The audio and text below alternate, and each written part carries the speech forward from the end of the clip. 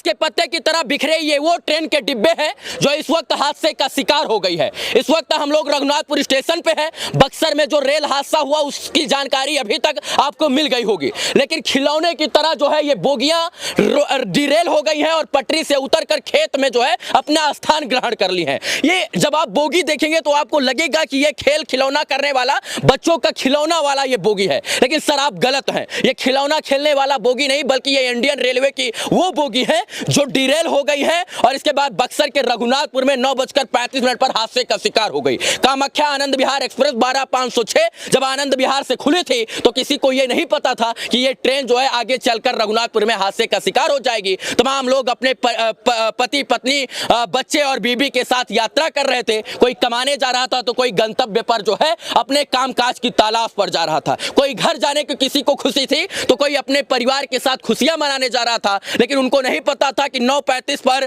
काल का ऐसा स्वरूप आएगा जो सबको काल के गाल में एक साथ लेकर चला जाएगा। देखिए B5 है ये, इधर जो है A1 है। A1 मतलब कि फर्स्ट एसी, इसमें सबसे ज्यादा रुपया लगाकर लोग इसलिए बैठे थे। A1 का मतलब कि आपका सबसे ज्यादा रुपया लगा है और A1 सुविधा आपको दी गई है, लेकिन A1 में इसलिए लोग बैठे थे कि वो सुरक्षित रहेंगे, लेकिन A1 में बैठने वाले लोग भी सुरक्षित नहीं रहे और जब यह हादसा हुआ तो ट्रेन पूरी तरीके से ट्रैक से उतरकर खेत में चली गई।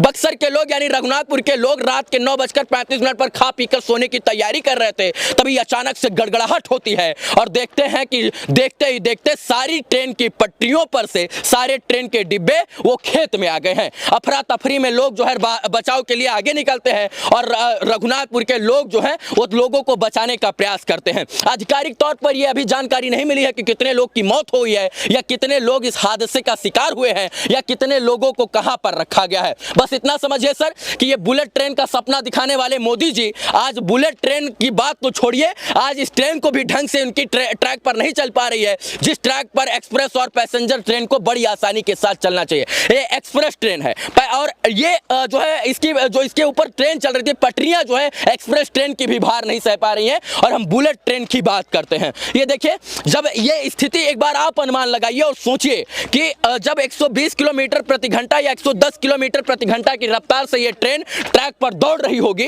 तब इसमें जब आपस में ये ट्रेनें एक दूसरे से टकराई होंगी, आपस से एक दूसरे से ये डिब्बे टकराए होंगे और जब ये ट्रेन डिरेल हुई होगी तो क्या स्थिति होगी वो आप देख सकते हैं। बाकी यहाँ पर तमाम आला अधिकारी पहुंच गए थे। अब बड़े बड़े मंत्री और इसके बाद बड़े बड़े नेता और बड़े बड़े विधायक सांसद आ रहे हैं जो कह रहे हैं कि हमारी संवेदना है, लेकिन भैया संवेदना से किसी का परिवार बनता और बिगड़ता तो मैं भी संवेदना 2-4 किलो परोस देता। संवेदना से नहीं, टेक्नोलॉजी से देश चलता है और हम अत्याधुनिक भारत की बात करते हैं, हम बुलेट ट्रेन की बात करते हैं, हम हाई स्पीड ट्रेन की बात करते हैं, हम जो है टेक्नोलॉजी की बात करते हैं, लेकिन इस देश में 4 महीना के अंदर 2-2 रेल हादसे हो जाते हैं और इतने बड़े रेल हादसे हो जाते हैं जो 140 करोड़ हिंदुस्तानियों का दिल और सीना सब कुछ झकझोर कर रख देता है।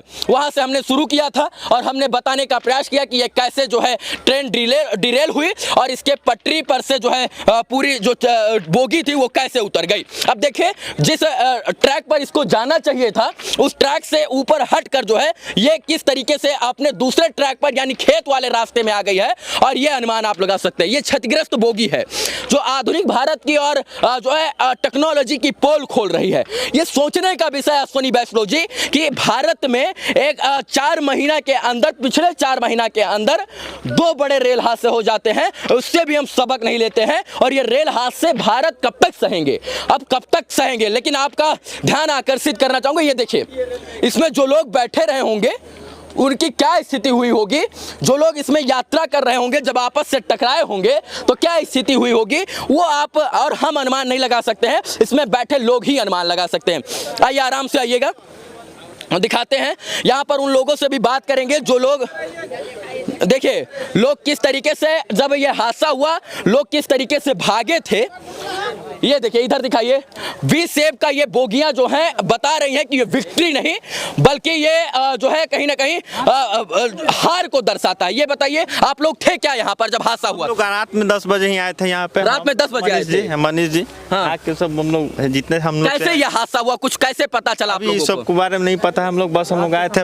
विकास ये थे, ये भी कैसे हादसा हुआ, मतलब आप लोगों को कैसे पता इसके बारे में? बोल रहे हैं गार्ड साहब के इमरजेंसी ब्रेक लगाए थे। हाँ। अब ड्राइवर साहब अभी किसी रेड सिग्नल होगा उसकी वजह से लगाए होंगे, इसके बारे में तो जानकारी किसी को है नहीं। इमरजेंसी ब्रेक लगाने की स्थिति क्यों आ गई थी? अब तो ये बता सकते हैं, अब तो सिग्नल रेड होगा या कुछ होगा, अब ड्राइवर ना बता सकते हैं इसमें। ड्राइवर आप लोग कहाँ थे जब ये हादसा हुआ? हम लोग अपने यहीं पे 1 किलोमीटर की दूरी पे थे, घर पे दौड़ कर आए। 9:35 या 9:40 के करीब ये घटना हुआ था। हाँ। जब आप आए तो उस वक्त का मंजर क्या था यहाँ का? मंजर तो दर्दनाक हुआ था। हम लोग देखे हैं भैया स्टेशन पे, अपने ऐसा स्थिति तो कभी देखे नहीं है। हाँ। पहली बार है ये रघुनाथपुर स्टेशन पे। आपने बचाव कार्य में सहयोग किया? बहुत किया भैया, उस बहुत। वक्त क्या स्थिति थी? लोग क्या बोल रहे थे?